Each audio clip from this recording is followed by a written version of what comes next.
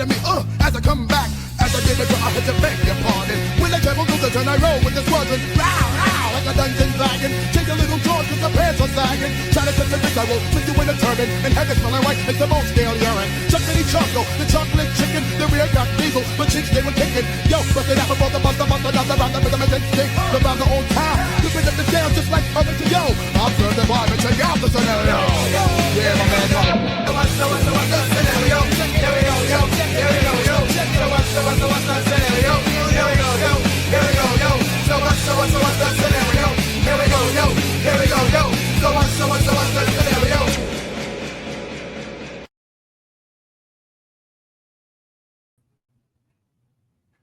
Happy Severance Sunday, everyone.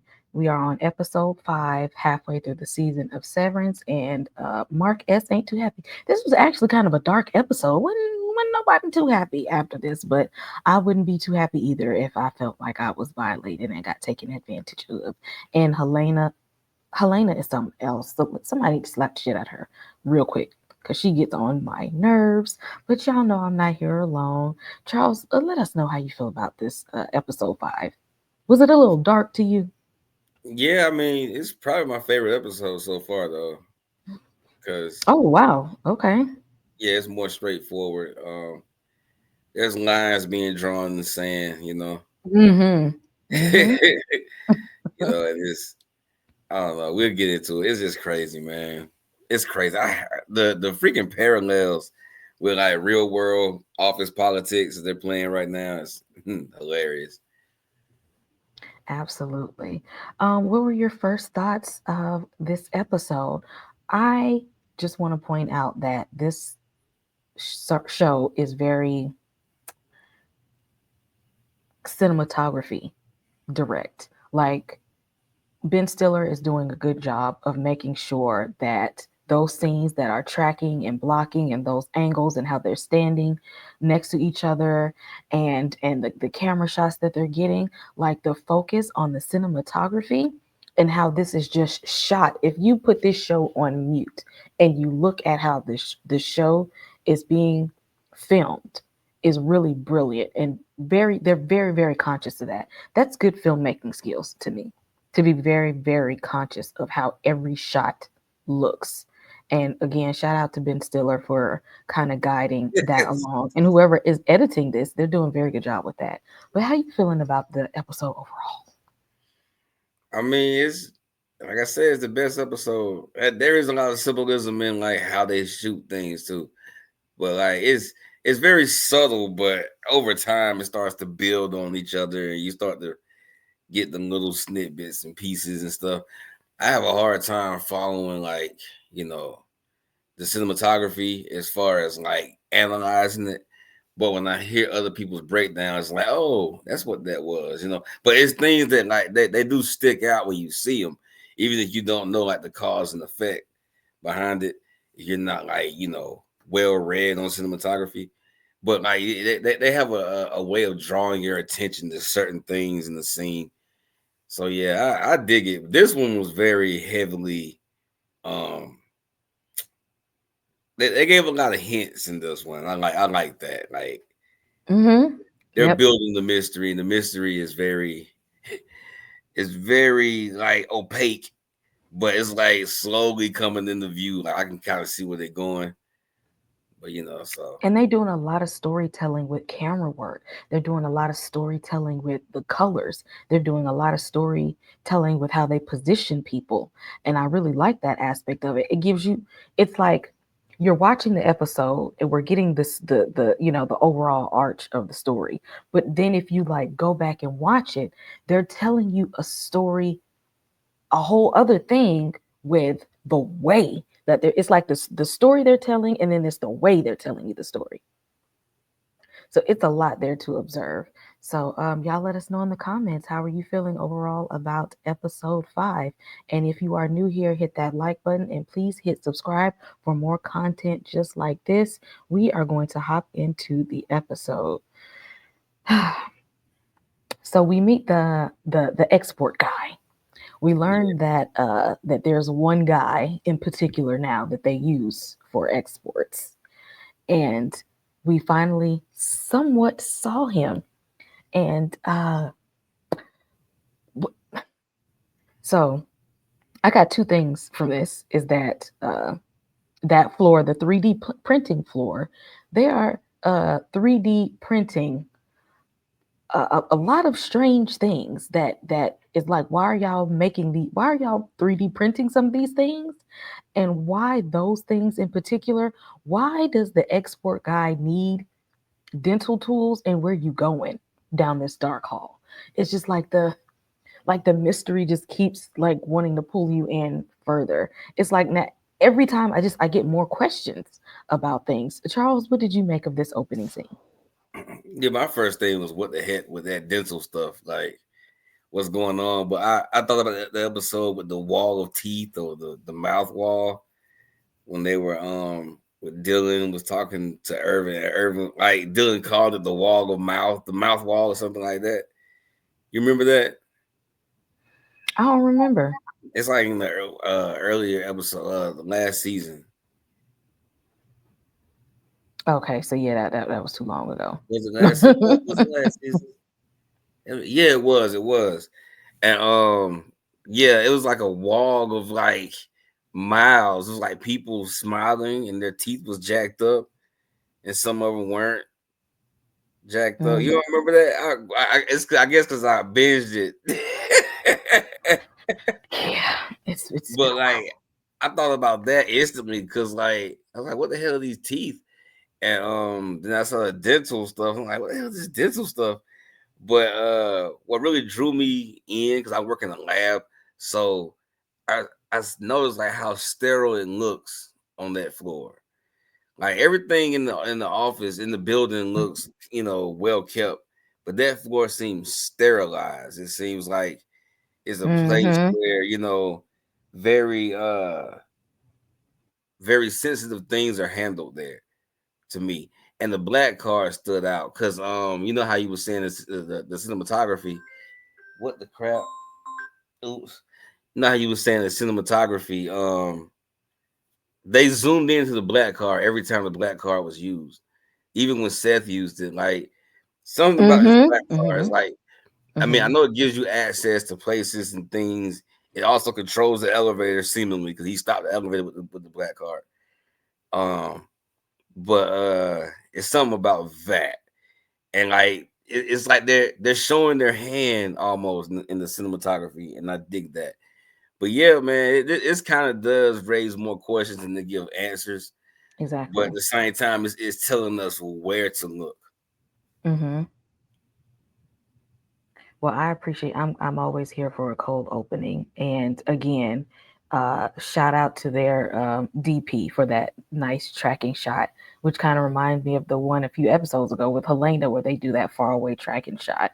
Like I said, this is if somebody needed a master class in filmmaking, they need to use examples from this series because again, this is very good filmmaking skills. This is what I look for sometimes when I'm watching things. I'm watching the story and I'm watching how they're telling the story. And they're doing a very good job in this series in the way that they are telling this story. So Marcus, we still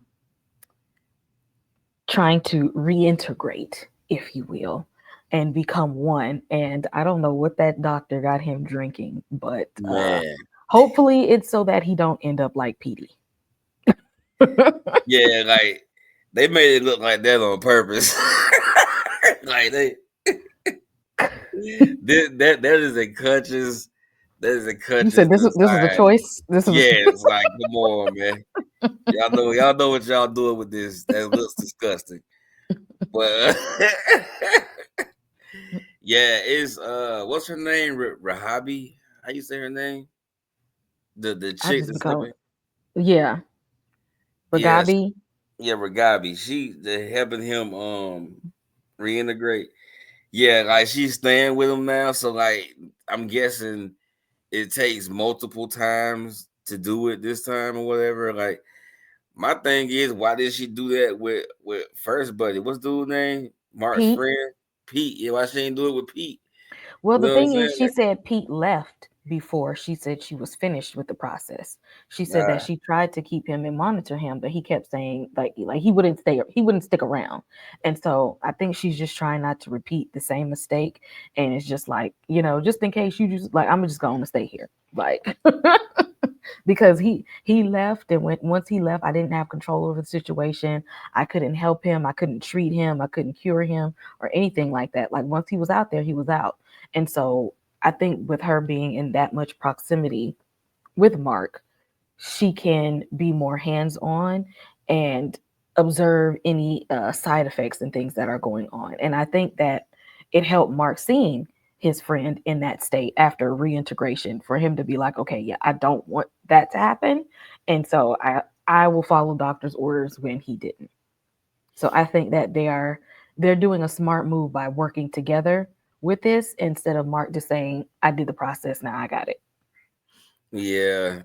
It seems like she's figured out more steps to it too, because Mm-hmm. like she is, it's like one part physical therapy, like a physical thing, and like another part of it is psychological. Mm-hmm. Like how she was saying how like the first thing I noticed like was in the last episode when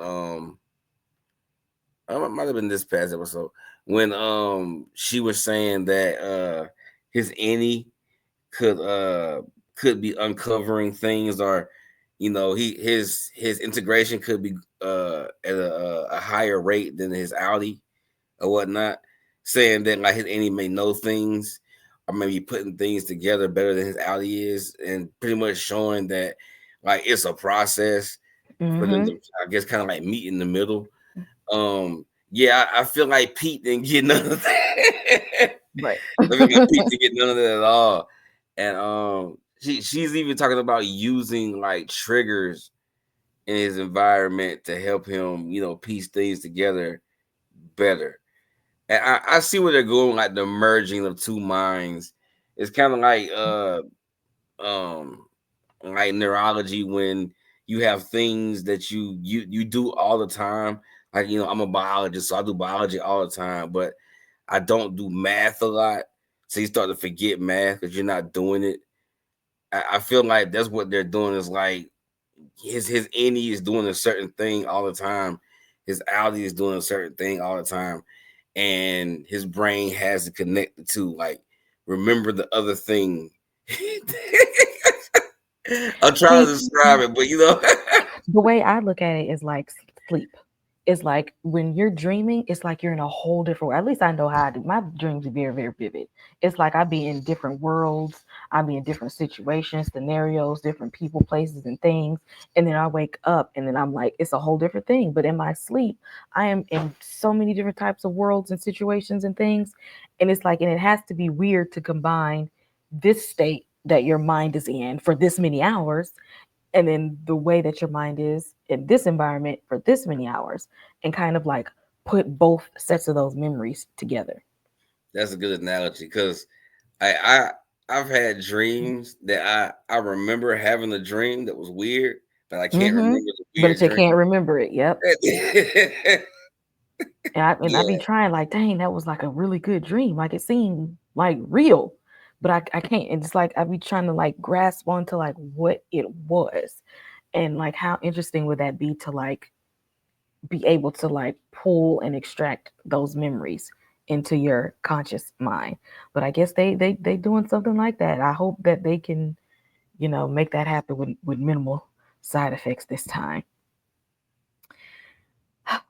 But she did. She tried to trigger it, and he's getting his flashes of Gemma, and that was a real interesting decision they made to where Gemma's voice came out, and he was like, would you say? And she was like, I ain't say nothing.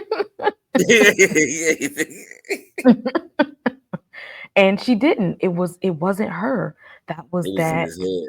that wall breaking Hmm. through, the memories coming back. So that was a good they handled that very well. How do you think that they handled that scene? This whole scene just made me think more along the lines of this is a simulation, because Like how there we go. I mean, no, because no, like how you perceive things is based solely on your, mental, like your synopsis in your brain. So it's like we don't know for sure that what we're seeing in our everyday lives is really what it is. This is just our brain taking in information and processing it to the best of its ability. And that's what we're seeing and hearing and smelling and whatnot.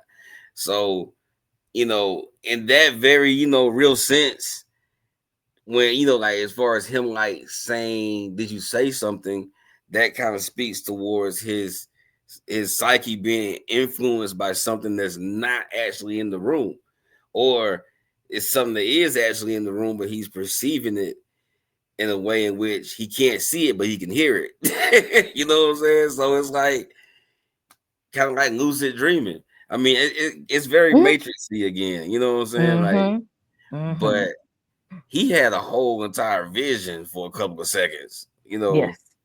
And that's basically like it's more than a memory. A memory is something like I have a memory, I'm thinking about it, but I'm still seeing my computer screen. Having a vision is you're seeing the thing, you're somewhere else, and you're seeing the actual vision. That's why I feel like it's a simulation. I feel like there is something about this that's very computer like, very, and that freaking hallway is the way out. That's my guess.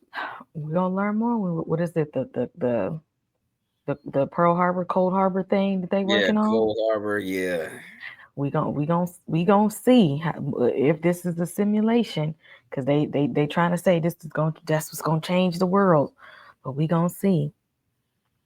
Again, I can't stand Helena, and I can see why. And I feel bad for Helly because she had to experience the world of Helena and see how truly evil this lady is. And then she was, after, being tucked away in Helena's mind, Heliar popped back out. And it's like, this lady hijacked my whole life. This lady is not a good person. And I did notice something that I noticed a few episodes when she was talking to Cobell. When she's sitting and talking to people from Lumen and they're having their conversations, it gives that same monotone voice of the Matrix. Like, even though they may be upset and angry, they still keep that same level of yeah. pitch There's and a tone control there. in their voice. Absolutely. So I don't know if y'all know. I guess maybe that's them taming their tempers or something.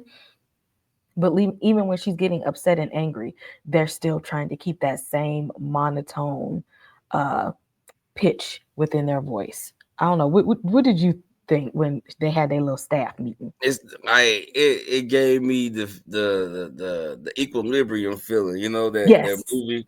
Like you Mm-hmm. got to control your emotions and stuff. Like he was Mm-hmm. talking about her tempers.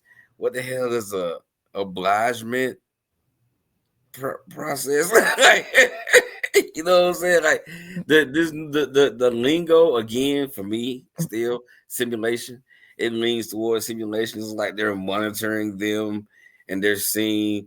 They're gonna say something else too later on, but it's like you guys are speaking in percentages. You're speaking in numbers and figures. You're not talking like people. Y'all sound like programs. Like her tempers. Like, what the hell is that? And The thing that Kier set aside. They gotta. yeah, I So, know, but it's just like the way, like nobody talks like that. and that's why I remind it's real matrixy, like when they're speaking to each other. And the thing that really caught my eye though is like I remember Irving was like, who else could come to the severed floor? Like, who was powerful enough to send their any, to send themselves their alley to the severed floor or whatever. And it's like, yeah, she has that influence to be able to do that, but she's still a prisoner. She's a prisoner to her family and to the company. And it's like my thought was like, who is the real prisoner here? Like Helly or Helena? Because there are aspects of Helena's plight that I can kind of sympathize with. You know, it's like she's kind of how she is because she kind of gotta be that. Not so much that she wants to be that, or she's only taught to be that. There's a level of understanding there that I developed, but she's still a rapist, in my opinion. Definitely, definitely, because she knew what she was doing. She definitely knew what she was doing. She knew what she was doing and slept with that man under false pretenses. And it ain't look, it ain't Mark's fault that you can't get nobody in the real world. Okay. And then you had to take and see the thing is, this is how I know she's scandalous. This a hoe right here. Because she know that Mark S and Helly R got something going, where she knows Mark in real life is still in love with his wife, who is possibly still alive out there. So you slept with either way. She slept with somebody else's man, She conscious slept of with it, 2 women's men. conscious of it, consciously, consciously. Y'all, let me know in the comment section. Is that okay? Y'all seeing her hoish ways up in here? I know I ain't the only one that's seen them. Okay, Yeah, diabolical woman right here. And Helly R is she ain't happy about that. nah, she's not. She's not happy about any of it. Like, No. is for her perspective is crazy because the last thing she remembers is like her kiss with Mark, and then she's being drowned in the cold, and then, and then she's back at the office because that, it's like that for them. Like once they clock out, they clock back in instantly in their mind. So Mhm. that was her. That was like her 24 hours. Her 24 hours was leaving, waking up, drowning, leaving again, back at the office. Like, of course she's pissed. Exactly. And that she done came and wreaked havoc on the people that she actually cares about Yeah, like, without her acknowledging it. And it's like Heliar got to see her real outie. And it's like this is not a good person. The, Heliar knows who she's dealing with now. She knows who she's dealing with, and I wouldn't be happy about that. She knows that this is not a good person in real life. She knows this person infiltrated her own team. She knows well now she don't know this person done took a man yet. But when she finds that, she's really gonna flip her wig after that. But I would be upset too. Dylan, don't get mad now because Irving was trying to tell you ahead of time. Dylan ain't with it no more though. Yeah, you should no, you should have. Okay, you was all excited about seeing your Audie's wife. First of all, your Audie don't even like her. You worry about the wrong thing right That's now. hilarious. I mean, but he the They only one now. Like he know how like Irving was the only one who was on it. Now Dylan the only one that's on it because Helly R and Mark got personal ish. You know what I'm saying? Mark being a bitch. I just gotta say it because I mean I hate to not have sympathy for his situation because I understand he got to But take yeah, I don't advantage. like how he's taking it out on Heliar and kind of Yeah, and stressing out. my problem is that he gave up. He just quit, and it's like I mean you got screwed over, but now you screwing over your Audi because the whole thing was trying to figure out whether Gemma was still alive.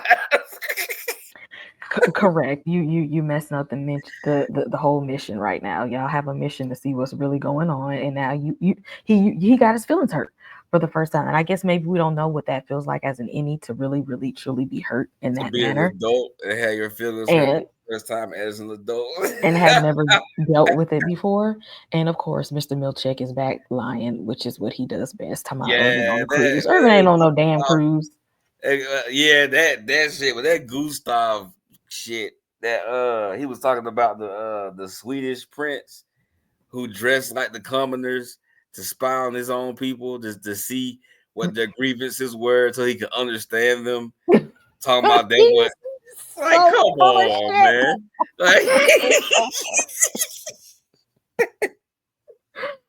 Oh my goodness, Milchick get on my last nerves oh with man, his that guy had a mess. quick lie. That lie was quick, boy. Like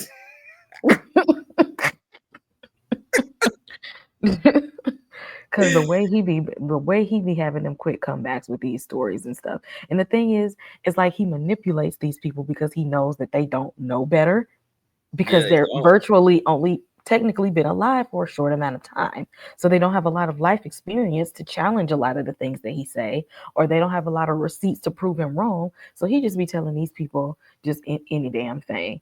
And also with the condescending voice of, I'm doing this for your own good. I'm here to help you. Milchick, you ain't trying to help nobody but your damn self at this point. Because Irving's ass ain't no he Irving B is gone, but the real Irving is on the outside on the damn in the damn phone booth. What year is it? What year is it? That's the Why do we most. have a why do we have a phone booth at this point? But yes, Irving B for the time being is gone, and for them, it's like is that like a death? Because he's now just a person trapped inside of another person's mind that can't Nah, get out. Dylan is 100% convinced. It's just he's dead. He's gone. But Mark is like, no, he's not. Yeah, it's like his Audi is still alive, and that's the real you. So Mark really gets given up, man. Mark isn't even considering innies as people no more. Child, Mark was like, child, can this damn funeral be quick? Because I got to get back on here and do my job, child. I ain't even trying to worry about this no more. Y'all had me out in the snow. I thought I was having a little time with Helly. That ain't who it was. Then Irving gone. And now Jim, I can't even work. Y'all done just messed everything up. Yeah, he's definitely in his feelings. See, this is why they need their wellness sessions back. See, when they got rid of Miss Casey, they ain't replace her. So they can go back in there and get in touch with they feelings again. That's what's missing. But I'm definitely going to miss Irving B. But Irv is still gonna be out here doing his job. He gonna do what he needs to do on the outside. I have faith. Yeah, I got a theory on that too, but we gonna get to it. Yes. We have a lot more theories and stuff to go, y'all. I just want to show y'all some love, some thanks for showing us some support. But yeah, we have a lot left to go in this episode. Because let me tell y'all, that performance enhancement meeting triggered me something terrible, but we're going to talk about it in a minute. Well, imagine as I'm pacing the pews in a church corridor, and I can't help but to hear. No, I can't help but to hear. Thank you. Thank you. What a beautiful wedding. Thank you. Thank you. What a shame. What a shame. The poor groom's bride. Thank you. I chime in with the haven't you people ever heard of? Thank you. Closing a goddamn door. No, it's much better to face these kinds of things with a sense of poison rationality. I chime in. Haven't you people ever heard of? Thank you. Closing a goddamn door. No, much better to face these kinds of things with a sense of.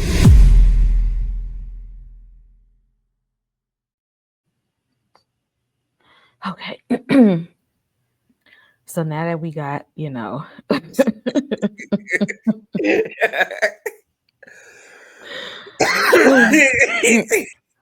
wanted a funeral, so they said we're going to give them a bereavement package, Lord.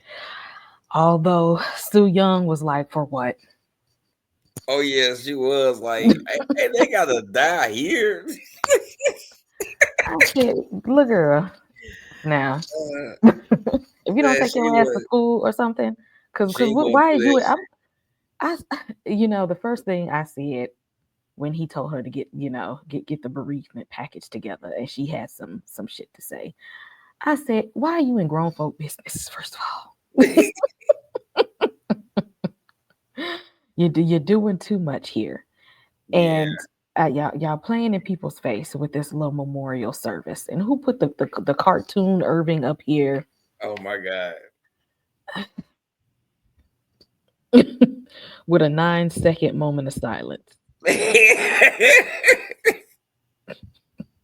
it wasn't even 9 seconds. It felt like 5 seconds. He said, let's take a moment of silence. Like, and Dylan, you got anything to say? And Mark behind wanted to leave. He talking about keep it short. Exactly. He didn't even want to be there anyway. Oh my god. I said, "Oh, this is the Mark cold shoulder here at this point." But yeah, I Mark checked out, and he's leaving his teammates to fend for themselves. But see, the thing is, Dylan is now mad at Heliar as well. And so now that his friend is gone, Mark is checked out. Dylan is mad at Helly. Helly don't know what the hell is going on because she's been in the dark for a while now. So the team is pretty much broken at Yeah, this point, and the best they could do for them was a bereavement package. yeah, and Seth also threatened because Dylan was talking mad noise the whole time. So Seth threatened him, threatened his privileges or whatever. And that seemed to get a reaction out of Dylan, but I still think Dylan ultimately don't care no more after Irving Because technically died. at this point, I think he is just not feeling outies whatsoever. Yeah, he Because has see, a the thing was, he said he was like, "I'm gonna behave, I'm gonna be good, and make y'all proud." At this point, if he don't care about them outies, he don't care about making nobody proud. yeah, It don't even matter no more. yeah, but it's I don't know if it's just the writing in this moment, but it's a coincidence that they had the bereavement in the room with the hang in there poster. And because Irving told him to hang in there during the little retreat. But it's Like the fact that they made it into a poster to supposed to inspire them. they I yeah, the little slight things that they do is just ridiculous because they really be trying to be funny with stuff like that. It's just like how a lot of things is just like how dare y'all? Because like do y'all really think that this is cool, or we know y'all trying to be facetious? They yeah. have to be. But honestly, if they start to sell those on Amazon, I'm gonna buy one.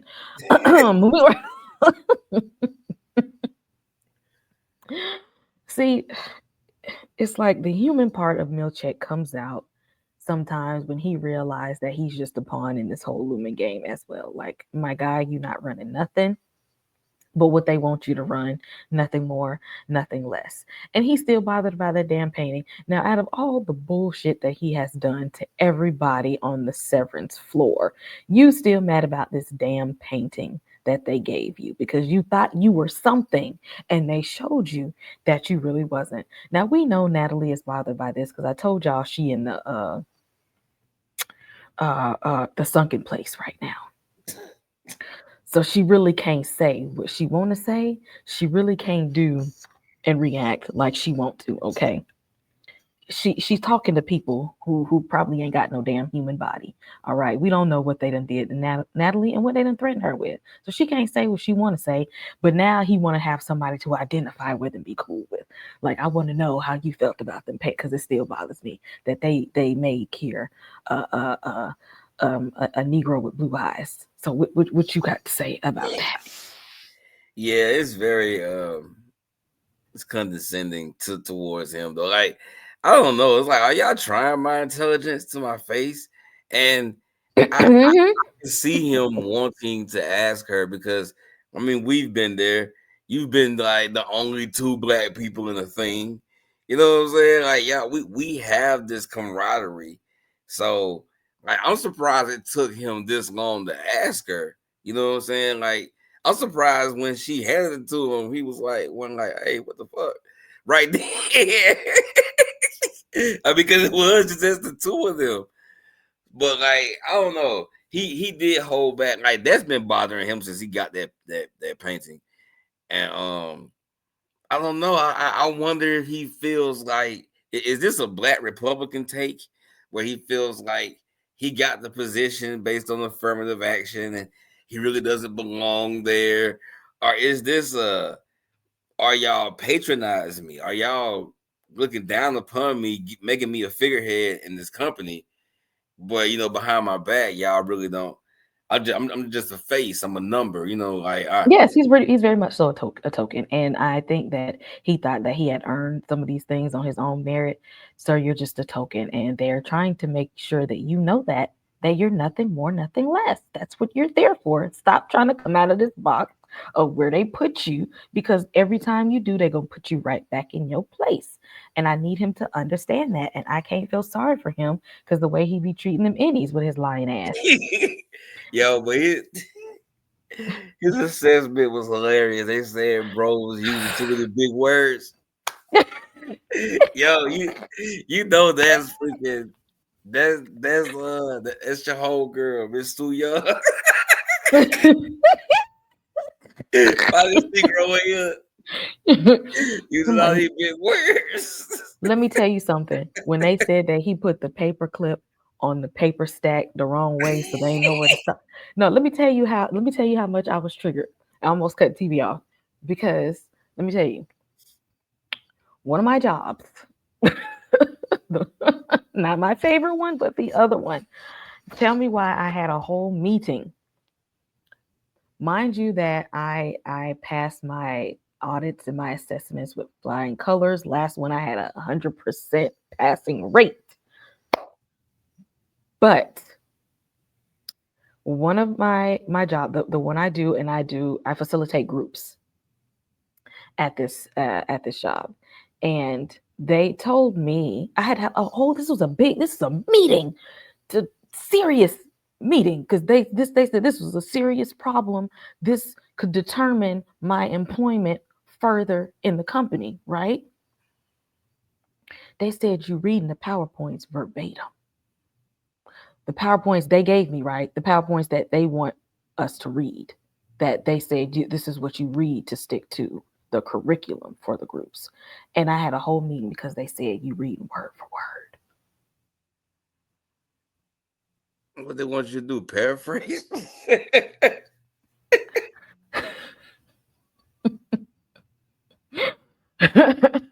I said this was cause for a meeting, like a whole meeting, to the point where they're like, entertained. Like, what the hell? No, but see, that's the thing. I have a high approval rating from the people in the group. This comes from the higher ups who come into the group, but you don't know they're in the group. Like they log in behind a wall that you can't see, so like because it's virtual, so they come into your groups, you don't know that they're there, and then they send out a report. So no, not the clients in the group. This is coming from higher ups in the group that said you're reading verbatim. Mm-hmm. Yeah. Not that I wasn't doing my job, not that the clients wasn't satisfied, not that I'm not making progress, not that I'm not meeting all of my markers and doing everything I'm supposed to do. But we had to have a meeting that could impact my further employment with the company because I read the PowerPoint slides word for word. Yeah, I'm glad I ain't never had no job like that. Can't do it. And I was like, seriously? Fire me then. Shit. But how? Because the clients love me. Shit, why would you go in? Especially if that, I show up to work and I do my job effectively. I just said, so they just had to find something, right? Like something. Because last year I was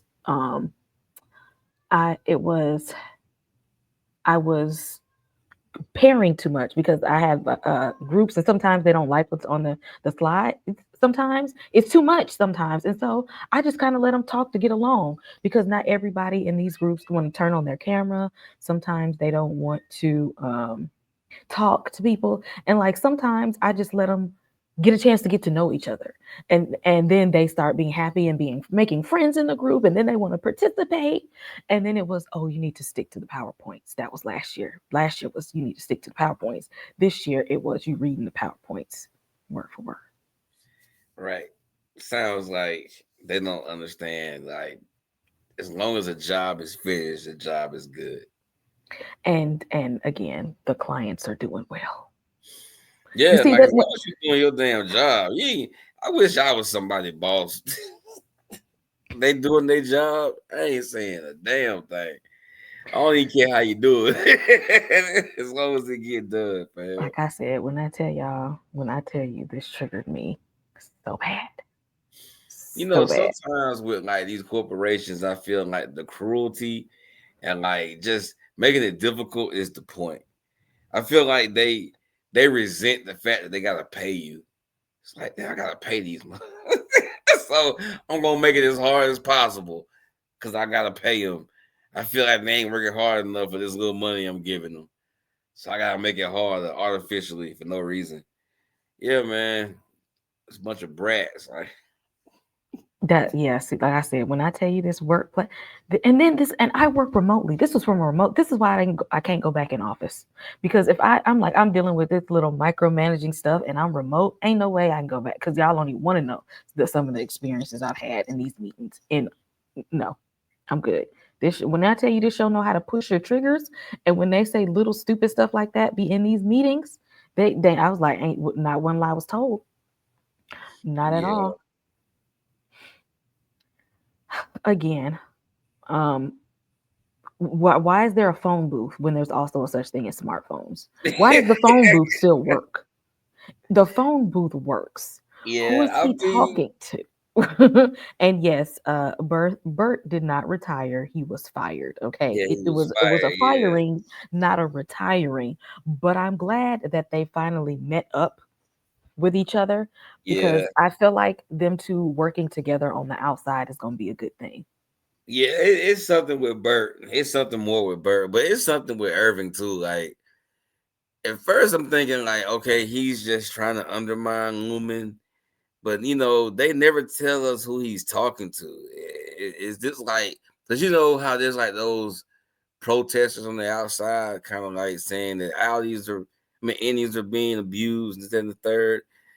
Like this world has multiple entities outside of Lumen, and not Bert, Irving could be working for anybody. Like he could be a spy from a different company or country or just organization.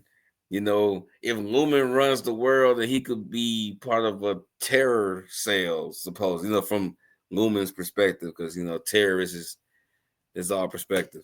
But so yeah, like his mystery is growing to me.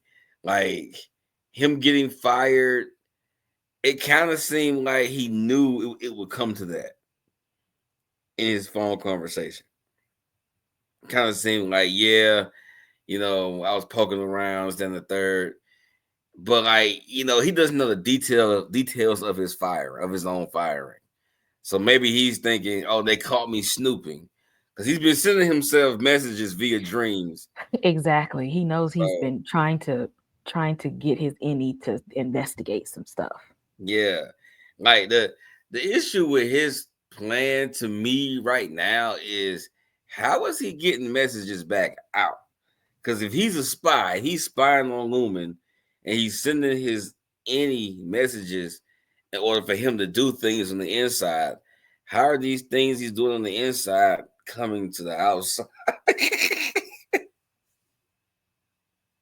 That's I want to spend some time with outside Irving to know what's going on. Like we might have to spend an episode to see how he got to this place of where he's at now, because he knows. I think he knows that Lumen is full of crap, and he's trying to get to the bottom of some things. So we definitely gonna spend some time on the outside with Audi Irving. So hopefully him and Bert make a good team in the end. Ricken is an idiot. This is an idiot right here. And he about to get on Devin nerves. And Yeah, and Nat Natalie ain't worth a damn for hyping this man up to him yeah. thinking that he finna be a Pulitzer Prize winning writer with his foolishness. Cause don't nobody want to read that but people who don't have books. See, this whole thing it reminds me of just those movements that corporations co-op. Like how like you have the LGBTQ movement, and then freaking Pride Month comes, and all of a sudden there's pride flags everywhere. It's like, but where the hell were you the other 11 months? You know what I'm saying? Like it feels Right. like that with Exactly. Ricky. Are you an ally all year or are you an ally during June? Yeah, and in the real world, it's nothing but propaganda. They're utilizing that to drive, sales. In this universe it's like they're utilizing Ricken's work. They're manipulating it to influence the innies to work harder or to like stay on task. It's like it's brainwashing, it's propaganda, but because they don't have any exposure to the outside world, like this is like going to be extremely influential to them on the inside. And yeah, like I mean, if you want to control the populace, you control what they read. Like that's just it's basic. But of course, Devin, she's not having it. She's like, yo, they're manipulating you, and you know they are. And he's like, fam, but they paying. he dead ass is like, yo, they're paying. But at the same time, he did say he could kind of use his work as a Trojan horse. My thing is, if it's being edited by Lumon, how is he gonna get these messages in there? He's not like the greatest subliminal writer, you know what I'm saying? So like, how is he gonna get these messages into this book? He's not. That's the point. He's absolutely not. Again, I mean, the episode was called Trojan's Horse with apostrophe S for some reason. I'm watching bring him in there for a book signing or some shit. Don't nobody want that. Ego, yeah, I can see his ego getting in the way. The moment he, exactly. The moment he starts getting a little bit of fame, he gonna lose what he intended to do. Completely. So Milchick said after his little work meeting, he said, "Well, I guess I'm not gonna be nice anymore. Seth, you wasn't never nice. Okay, you was nice nasty. Hilarious. Is what you were. You was nice nasty. You wanted these people to think that you were a good guy. You were never a good guy. You were never that nice to these people at all. You look down on them, is what you do." And again, and he's one of those people. He's one of those hurt people. So now if they bringing down the hammer on me, so I got to crack the whip on y'all type people. You're not looking out for them. You don't offer them any type of support, guidance, or protection. All you want to do is you want to impress these people that sent you a picture of Kieran blackface. you know how when there's the trope of having that like black supervisor who's overbearing because he got something to prove. Like that's where we are right now with Seth. Yeah, he's always been creepy, but damn, now he's aggressive. It's like, bro, why are you this close? And like, the indies don't really know violence like that. So yeah, bro, that's I can see how that's very intimidating. But Mark in this scene, like Mark just had a day, man. He's like, yo, screw it. Even then, he was straight faced. The only time Mark even reacted was when he brought up knowing that Mark had sex with Helena. And that's just because he doesn't want Seth to spill it to Helly. So it's kind of and like, I wonder was this the first time he realized that that he wasn't the only one who knows that, so that this is information that's out there riding the world now that knows this, which is further violating their sense of privacy and things like that. My thing is like, bro, the moment you found out that her Audi was working with the company, she was the company pretty much. You should have known everything you did is out there. If you figured that she knew about the drawings and the hall passes and everything you guys were doing, with the mapping the building out and shit. If you figured they knew about all that, how come you didn't think at least Seth knew that you banged Helena? Like, come on, fam. You know what I'm saying? That shouldn't have been a surprise. And he should have told Helly, in my opinion. But I mean, he is processing it. I understand that. You got to give the man some leeway. Because if it was a woman, we all be like, man. Exactly. That's why they need their wellness sessions back because he ain't had a chance to really sit and talk about this. That is kind of a traumatic thing to know the person that you really thought you was with is right here, and then the person that you ended up with is out there being little Miss Evil. Like that is kind of traumatic. But see, I'm thinking when he's integrated, he'll have a more ability to kind of like advocate for himself Yeah, and to be able hopefully, but to do something about it. it seems like to me, any Mark had more gusto than Ali Mark. Ali Mark seemed like a defeated man, and it's like, Audi Mark was. He was after Jim was gone. He just nah, he kind of like shut down, and which I see this is happening with Mark S. Is like once they feel like they lost and they feel defeated, they just kind of like that's just his personality trait. Like, yeah. you I don't know, know. Maybe this reintegration process will help him out just a little bit. But I'll y'all make let him us know. shut down even more. At this point, he's gonna have to tell Devin because Devin be stepping up, and she need to know what's going on, especially with Ricken probably trying to be an ally to the whole Lumen thing. He needs to let his sis in on this information, and then he needs to find Irving Audi Irving to go and collaborate with them so that somebody can help get him pumped up and get him in the right headspace. But thank you all for joining us this evening. Let us know what your predictions are after watching episode 5. How did you feel about the episode? How did you rate it amongst the other ones that you've seen? Was it a little dark to you? But I'm definitely seeing where the innies and the outies are where they're not on the same page right now. And there's definitely a divide between the community of innies and outies.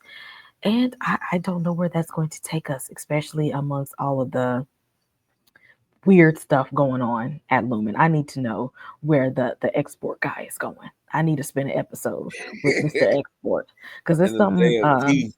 it's some sinister stuff going on down there, is what I think. They doing something a little strange down there. But y'all let us know. Charles, what you want to see in the next episode? um, I do want to see them like link up with Irving. I want to know who he's working for, really, Mm-hmm. because if it was the same, like I guess I'll call them freedom fighting group as what's her name, Rahabi, and that's her name, the Mm-hmm. chick that helping him reintegrate. If it's the same group as her, then they would have met up by now. So it Mm-hmm. can't be her. You know what I'm saying? So that's the biggest mystery to me right now. Because Irvin is like my favorite character now. So I really want to know what's going on out there. And like him and Bert is about to have a dinner with Bert's husband. That's about to be a wild dinner. I I want to know know, what. and I hope that doesn't make Irving want to shut down and not like look at the objective here, Irving. Okay, we need you need to team up. You need some allies at this point because some stuff got to get done. You on a mission? Stay the mission, Irving. Stay on the mission. Is all I need. One thing I didn't think about until just now is that like so his any and his alley was gay. Like, so you being severed doesn't change your preference. Because technically they're this they are that person. They're just taking different personality traits from these people, which shows me that even as evil as Helena is, there's still parts of her, just like her being attracted to Mark and wanting to be with somebody and wanting, because think about it, I really think that she knows her family is evil and she's doing all this to impress them. But I think at the end of the day, she really did want friends. And Yeah, man. that's her like Helly is like her rebellious side. Like, this is what Mm-hmm. I want to say. This is what I want to do. Like that, all of that part of her that she shuts down in real life poured Mm-hmm. into her separate personality.